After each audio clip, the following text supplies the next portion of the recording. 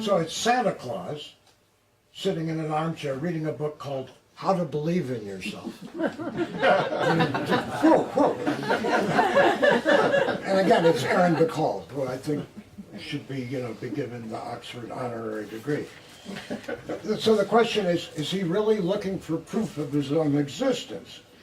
That would entail having to swallow some pretty irrational stuff. To believe that he exists, that he really is Santa, he would have to believe, among other things, that he lives at the North Pole with Mrs. Claus, has assorted elves. His primary purpose is to distribute gifts to good little boys and girls all over the world on one night, Christmas Eve, while passing over those who have been naughty. He would also have to accept the idea that to get his essential task done in real time all over the world in one night, with only the help of a few elves and a sleigh motored by flying reindeer. No wonder he looks puzzled. This kind of proof isn't going to happen. Here comes the inspirational part. What Santa doesn't realize is that the book, which you probably found in the self-help section, isn't about whether you exist. It's about having trust or faith or confidence in yourself as a person. And you're not going to get that kind of confidence by some kind of proof, some logical proof. You're going to need to make a passionate commitment, what Kierkegaard called a leap of faith.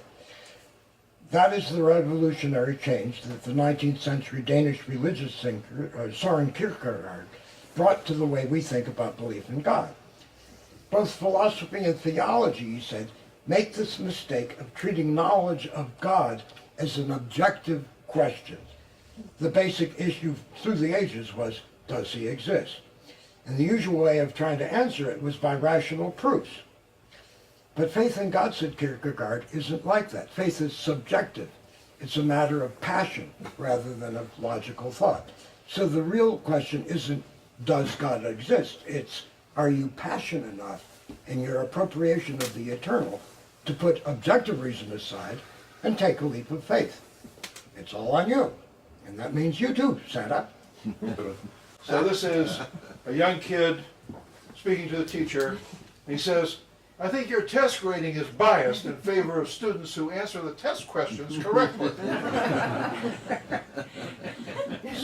So this little guy in this is Aaron Bacall again. This little guy in Aaron Bacall's cartoon should get an A+ for deadpan chutzpah, right? His argument is obviously ridiculous, right? Well, maybe not. According to the contemporary Oxford moral philosopher and bioethicist Julian Savulescu, who believes that performance-enhancing drugs should be allowed in Olympic sports because they level the playing field, so to speak. Otherwise, athletes with greater strength and natural ability have an unfair advantage. I can find a philosopher who says anything.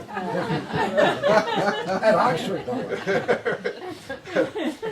So, just as students with more brain power and better natural study habits have an unfair advantage on tests. So Savulescu met his match in a debate with the Australian philosopher Robert Sparrow.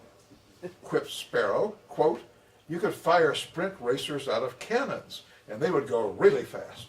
It would be performance enhancing, but it wouldn't lead to anything that was entertaining, and it wouldn't reward the excellence that we think of as being valuable in sport. Right on, Sparrow. And bad news for the boy in Bacall's cartoon.